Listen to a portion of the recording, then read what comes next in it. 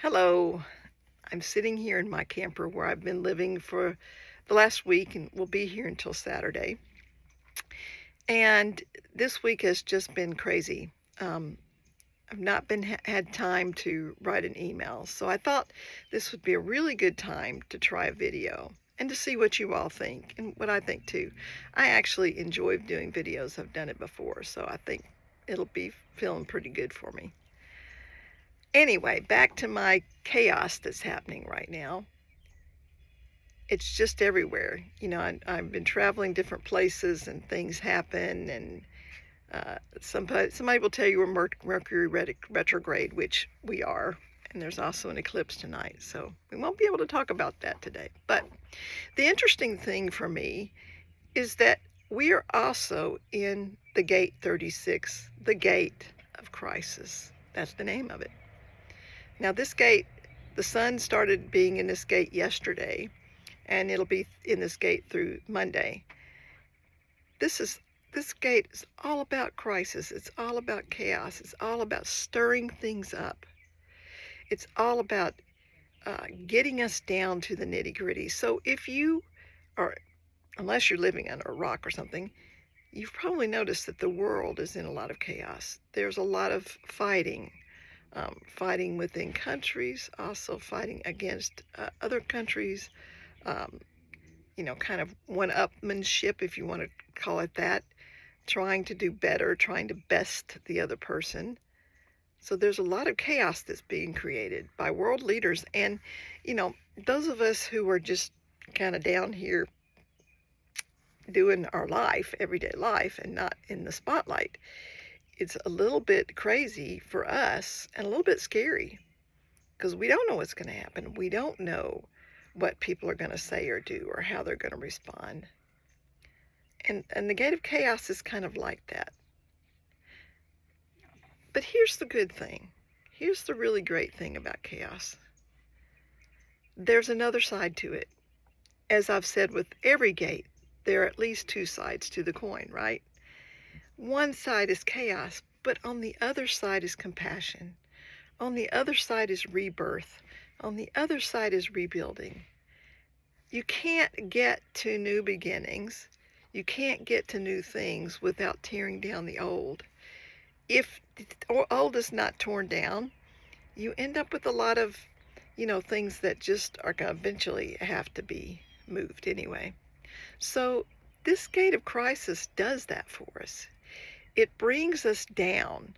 It shows us what needs to be taken out. It pulls us to a new place. Pulls us down, really, to a new place. So, some people talk about the dark night of the soul, and maybe you've had this before. I certainly have. And this is, a time when you just can't do anything else. You've done everything you possibly can. Everything you've done has just created more chaos, more crisis. So you finally get to the point to where you can do nothing but go inward.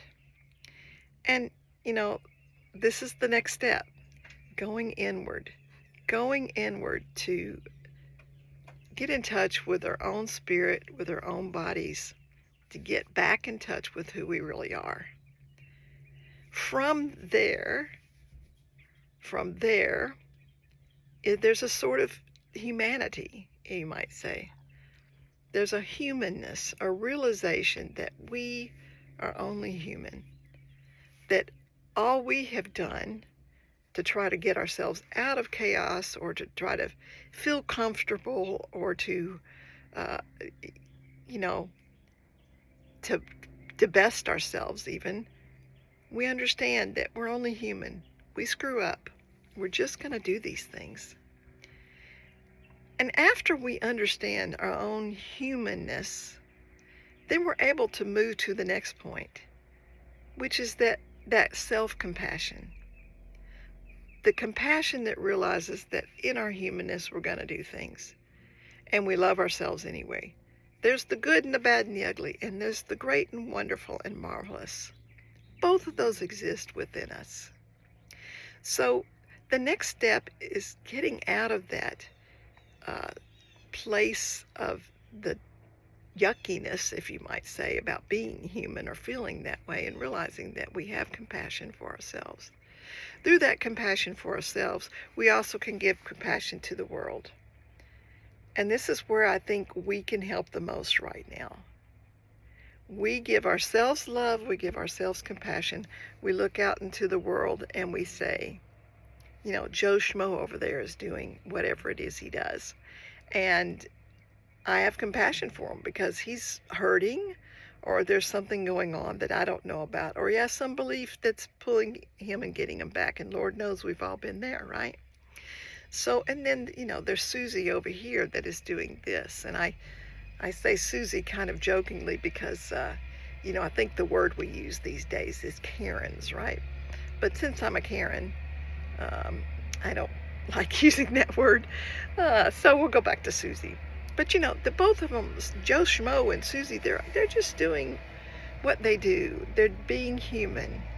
And we learn with compassion to look upon others and allow them to have their humanness and allow them to have their own compassion. That's where I think we can make the most difference right now. Compassion, compassion, compassion for ourselves first and then for other people. So that's what I've got for this week. And if you have a comment about this, whether it was helpful or not, whether you like the videos compared to the writing, let me know. I'm open to doing both. And yeah, I hope you have a great week. Talk to you soon.